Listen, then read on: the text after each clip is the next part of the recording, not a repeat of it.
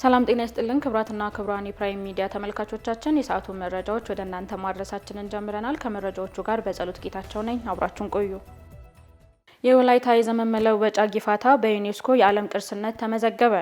የወላይታ ሕዝብ የዘመን መለወጫ በዓል የሆነው ጊፋታ በተባበሩት መንግስታት የትምህርት የሳይንስና የባህል ድርጅት ዩኔስኮ በይፋ በዓለም ቅርስነት ተመዝግቧል።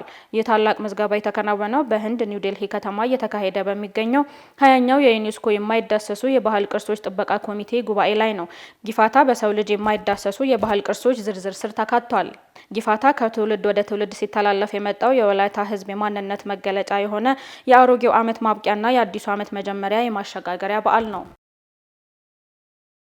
በቁልፍ መሰረተ ልማቶች ላይ የሚቃጡ አይነተ ብዙ የሳይበር ጥቃት ሙከራዎችን በማክሸፍ ብሔራዊ ጥቅምን በማስጠበቅ ስራ ተጠናክሮ መቀጠሉ የኢንፎርሜሽን መረብ ደህንነት አስተዳደር አስታወቀ።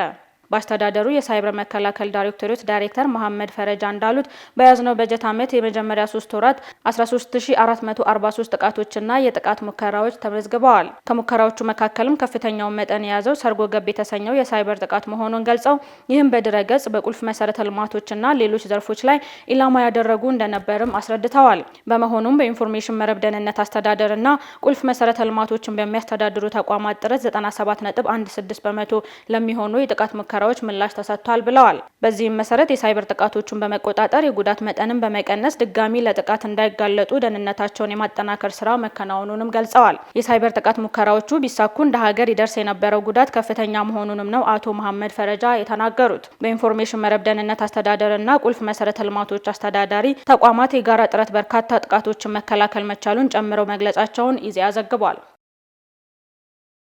በኦሮሚያ ክልል ዘመናዊ የግብርና ቴክኖሎጂዎችን በመጠቀም የአርሶ አደሩ ምርትና ምርታማነት ማሳደግ የሚያስችሉ ስኬታማ ተግባራት እየተከናወኑ መሆኑን የክልሉ ምክትል ፕሬዝዳንት አወሉ አብዲ ገለጹ።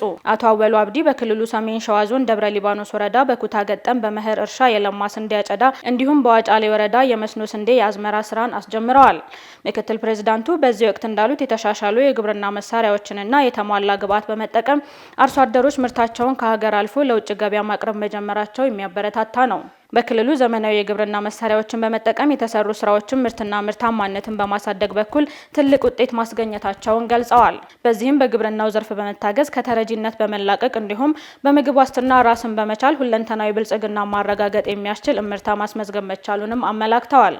በበጋ መስኖ ስንዴ ልማት በአመት ከ2 ጊዜ በላይ በማምረት ትልቅ ውጤት መገኘቱን ጠቅሰው በዘንድሮ የበጋ መስኖ ስንዴ ልማት ከባለፉት ዓመታት የተሻለ ውጤት ለማስመዝገብ እየተሰራ መሆኑንም ጠቁመዋል። ክቡራን ተመልካቾቻችን እየተከታተላችሁ ያላችሁት የሰዓቱ መረጃዎቻችንን ነው። አሁን ደግሞ ከሀገር ውጭ ወዳገኘናቸው መረጃዎች እናልፋለን። አብራችሁን ቆዩ። የሱዳን አየር ኃይል በመኖሪያ አካባቢዎች፣ በገበያዎች፣ በትምህርት ቤቶችና በተፈናቀሉ ሰዎች መጠለያ ላይ በተፈጸመው ድብደባ ቢያንስ 1700 ሰላማዊ ሰዎች መገደላቸውን ተገለጸ። ሱዳን ዊትነስ የተባለና በሀገሪቱ የእርስ በርስ ጦርነት የተፈጸሙ የሰብአዊ መብት ጥሰቶችን የሚመረምር ፕሮጀክት ግጭቱ ከተጀመረበት ከሚያዝያ 2023 ጀምሮ የተካሄዱ ወታደራዊ የአየር ጥቃቶችን በመሰነድ ምርመራ ማድረጉን ገልጿል። የሀገሪቱ አየር ኃይል በርካታ ሰዎች በሚኖሩባቸው አካባቢዎች ያለምንም በቂ ልየታ የቦምብ ድብደባ መፈጸሙን የተደረጉ ምርመራዎች ያሳያሉ። መረጃዎቹ የተሰበሰቡት በጦር አውሮፕላኖች የተፈጸሙ ጥቃቶች ላይ ብቻ ሲሆን የዚህ አቅም ያለው የሱዳን ጦር ኃይል ብቻ ነው ተብሏል። በመጨረሻም ባለፈው ወር በማዕከላዊ ናይጄሪያ ከሚገኘው የካቶሊክ ትምህርት ቤት ታግተው ተወስደው የነበሩ 100 የሚሆኑ ህጻናት ተለቀቁ። ተማሪዎቹ ከተለቀቁ በኋላ በወታደራዊ መኪናና መሳሪያ በታጠቀ ተሽከርካሪ ታጅበው በኒጀር ግዛት መዲና ሚና የደረሱ ሲሆን የግዛቱ አስተዳዳሪ ኡመር ባማ ተቀብለዋቸዋል። ህጻናቱ በድርድር ይሁን በኃይል ስለመለቀቃቸው እንዲሁም የማስለቀቂያ ገንዘብ ተከፍሎ እንደሆነ ጭምር የተለቀቁ ዝርዝር ሁኔታ ግልጽ አይደለም። በቅርቡ በተፈጸመው የጅምላ ጠለፋ ከ250 በላይ ተማሪዎችና 12 ሰራተኞች ፓፒሪ ከሚገኘው ቅድስት ማርያም ካቶሊክ ትምህርት ቤት ታግተው የተወሰዱት ባለፈው ወር ነበር። ከእገታ የተለቀቁት ተማሪዎች ዛሬ ከቤተሰቦቻቸው ጋር ወደሚገናኙበት ከሀገሪቱ መዲና ከ300 ኪሎ ሜትር በላይ ርቀት ላይ ወደሚገኘው ትምህርት ቤት እንደሚወሰዱ ቢቢሲ ማወቅ ችሏል። ድርጊቱ የተፈጸመበት ግዛት ጎረቤት የሆነችው ናሳራዋ ግዛት አስተዳዳሪ አብዱላሂ ሱሌ ተማሪዎቹ እንዲለቀቁ የፌዴራል መንግስት ቁልፍ ሚና መጫወቱን ለሀገር ውስጥ መገናኛ ብዙሃን ተናግረዋል።